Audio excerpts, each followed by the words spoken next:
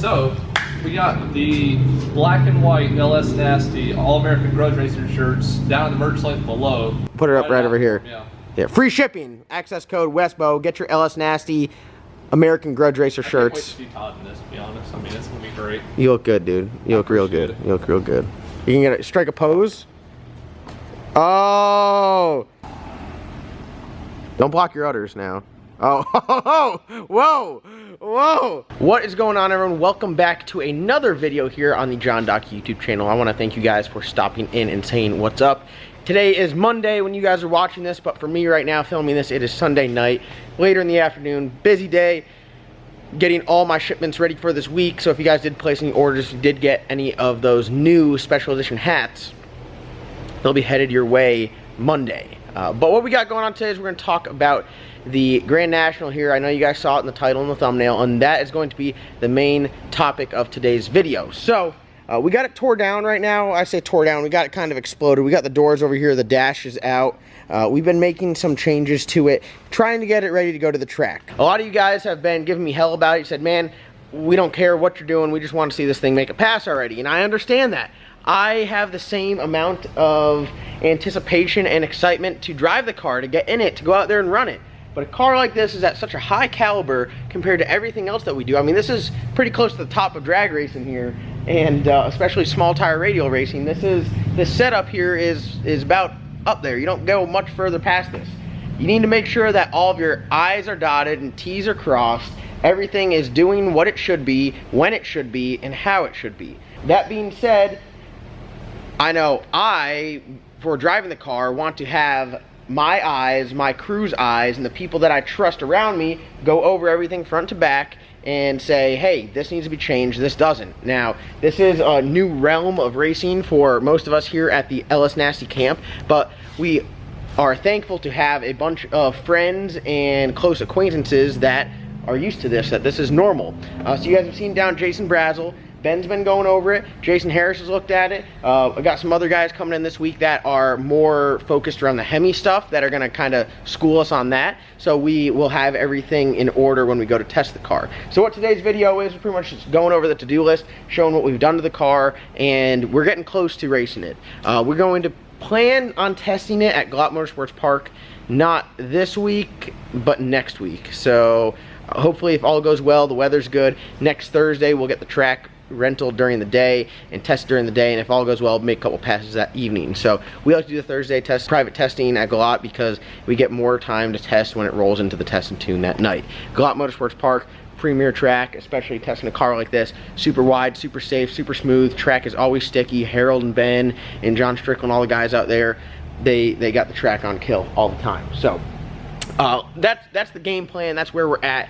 Now, we have been making some changes to this, but a car like this, the changes are small. You would have to really pay attention to see what they are. So let's go over it. Before we go in depth on what we have changed, here is the current to-do list. As you can see, there's some spaces, some stuff has been done and taken off here, some stuff's been completed, some stuff has to be added. So the car does need a fire bottle. We are going to activate it on a pull cable. Right now it has like one of the little glass things that break that you would see like in a school. We need to get one. I want to be able to pull it. Brake lights are hooked up. We can take that off.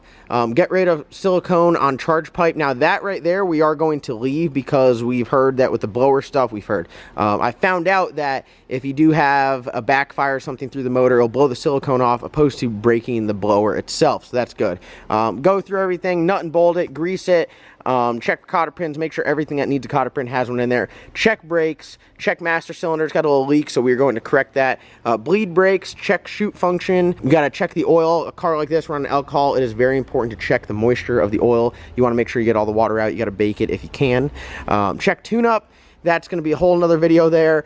Set shift RPM, that's very important. So pretty broad on a list of what we need to do, and if you guys have any other recommendations, feel free to comment down below right now and let us know what else should be on the list. But don't worry, we're going to continue the list so that we kind of go over everything today. What else has been done to the car? We'll start all the way in the back here. Right now we got some new shocks on the car. So I don't know if you could see underneath here. We got the brakes hanging off because we got to do some work on those. But we got the new Menser Motorsports canister shocks. The canisters right now are just zip tied up out of the way because the brackets for those are on the way right now. So they are not in there permanently, but they are just hung up there just for reasons of scaling the car. Also, the tires, yes, we went from the W tire to a 275. I know the internet is kind of shook. It is on a 14-inch rim. I think it looks pretty good. This is what it looks like from behind. 275 and a 14-inch rim, pretty stout. You can almost read the tire size from behind. Built specialty, not a bad looking wheel either. So as we move forward into the car, we get to the cockpit area. What we've done is we switched out wheels, got a new Motion Raceworks horn button in there, something small, just some little things to do. As you can see, the dash is out. Been going over wiring front to back. We got the new shifter installed. We have the new Motion Raceworks bracket installed. Now this is two of their brackets. So this is their Holly Dominator roll bar bracket, and then as you guys can see on this side hanging up right there, that is their cable saver bracket. Highly recommend both of those brackets if you do have a Holly Dominator in your car that has a roll cage, because they are very useful. That the cable saver right there does exactly that. It prevents you from ruining the ECU by stepping on the cable and ripping it out. Very, very clean in the cockpit here. Been cleaning stuff up. One of the things that we did add was a tow hook, as you guys can see here. So throttle gets hung, you can stick your foot in there and yank it back. As you guys can see, we got the leaky brake master cylinders. Those need to be checked and gone through. Other than that, yeah, that's pretty much it. The shifter is installed, the linkage is hooked up. So we are moving it on the transmission, as you guys can see. What's nice about the removable trans tunnels, we can just come down here and take a look.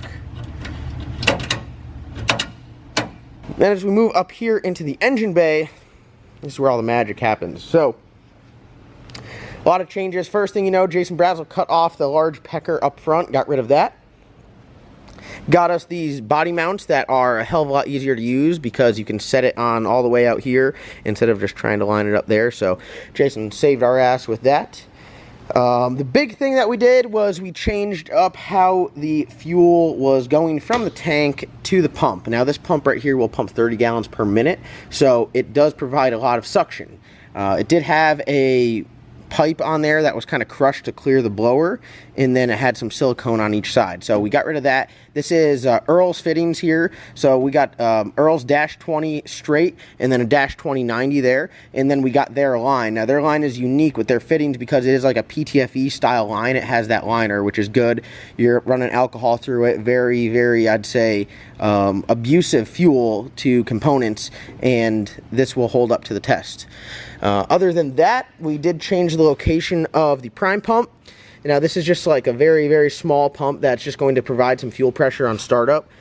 Being that it is a mechanical fuel pump, when you turn the ignition on, it's not going to build any fuel pressure, so you need to crank it to build fuel pressure. Well, this helps us build fuel pressure. This pump here will build about 45 psi fuel pressure, get it up there, so when you crank it over, it takes a little bit quicker to start. Once the car fires up, you shut that off, and that doesn't work anymore, and it goes off that. So this right here is solely for startup. Went through, got new fittings on here, ran a new line, so everything is how it needs to be. Everything is all cleaned up. Got the burn down tubes off. They go all the way to the back for the catch can. I think we're going to go with a bigger diameter of a tube, and as you can see, they run all the way through the car into the trunk, where it has somewhat of a small catch can setup, but we're definitely going to go with something bigger there.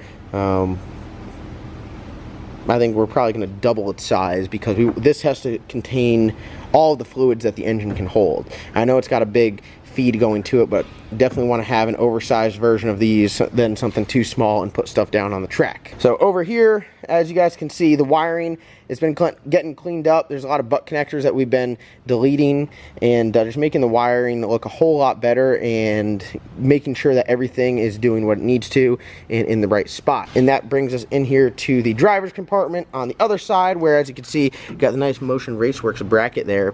And then right here, we haven't really talked about this, the trans in and out. So this is for an external trans cooler. This car does not run a trans cooler on it. You have one separate that in between rounds you will plug up. So Jason Brazel has all the parts in for that. He's going to get that knocked out and get that over to us. You will be able to buy this setup. It's a very popular setup. Just having the quick connects like that from Jason Brazel.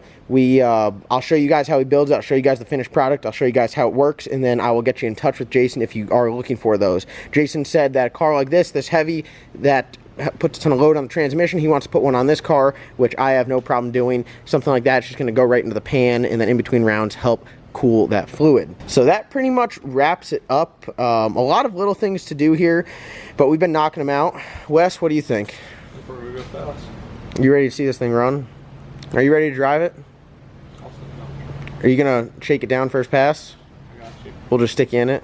I'll go 180 first pass. No fire suit. Just a helmet. Hey, fire retardant slides. Is that what you got on right now? Yeah. I hear you. I hear you. I So learned from Brad, so learn from the best. Learn from the best. Some other future changes. Obviously, the front end, which is sitting over there, we're going to put the headlights in it. We have to cut a hole. We have to do that before we go to the track. Have to cut a hole in the bumper. And then we're going to add zoomies to it later on down the road because... When are we changing the hood up on it? We are going to change the hood up. Yeah, we're going to go back to this where it has the cutout. And what that will allow us to do is put a throttle stop up here opposed to putting one on the pedal because... I do like that hood a lot more. I like the Grand National style hood. Yeah, it's pretty slick, but I think I like it mainly for the fact of having a throttle stop because I hear that these blower cars, no throttle stop, kind of not the best recipe right there. I mean, you sing them up in the RPMs, they bang the limiter, $2,500, send your blower out for repair. We don't have spare blowers sitting around here. I say to prevent everything you can on these cars. Yeah. It's not something you play around with where you're like, oh, we'll do it next week. That's what everyone's like, oh, just go and run the car already. I'm like, I want to make sure it is literally like 100%. Like, we could take the cow out there at like 85% and figure it out. Like, it doesn't have to be like perfect. This car, yeah. if you take it out there and it ain't prepared, your wallet will feel it. I'll say your wallet's gonna feel it. And I might feel it. Or you might feel it because everything has to be squared away 120%. Yeah. Other than that, I've just been kind of going through the list. We got to take the seat out, run the belts through it, put new belts in the car. This seat is the one that fits me. It's 17-inch hip width Kirky seat. I definitely can't drive it now. I forgot. Why? I moved it up? Sitting up in the dash, yeah. Wow. Is that a short joke? No, just take it for what you want it. Okay. All right. Well, tell everyone I'm sorry for this video being boring. We're just kind of talking over the car. Kind of got to introduce the car. Yeah, this is like the full, like, this is the walk around of the car. In case you guys don't know the setup, it's an F3R 136 Procharger that's stepped up like 2,000 times. I mean, this thing is spinning like at its max RPM. And then it's a Brad Anderson Hemi. It's a 521-inch all billet Hemi. This engine transmission converter came out of Bumblebee.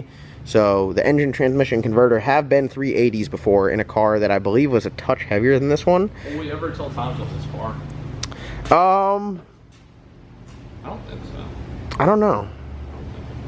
I think like when we shake it down and like we'll just like give some numbers out there, but I mean, yeah, it's, you guys are kind of like aware of the setup. If you guys know racing, you guys know pro mods, you know blower motors, you know Hemis, you'll know how fast this goes. Yeah, I mean, obviously the engine transmission converter I've gone 380, so you guys can do the math what you think this will run. Behind the wheel. If it goes 450s, I'll be good. Yeah. So we are going to run on the 28s. May step it up later in the future, but that's pretty much it. Mickey 2-speed 400. Pro Torque converter. Pretty basic setup. 9-inch in the rear with all strange parts. The M&M shifter. Yeah, that's badass. Brandon Carter Motorsports. That's the truth right there. That is the truth. Everything on this car is the truth. Yeah, the ride height is all jacked up because I put those other shocks on there. It normally sits like much lower. It tucks the tire, but it about tucks the rim. Honestly. It almost does tuck the rim. How good does it sit?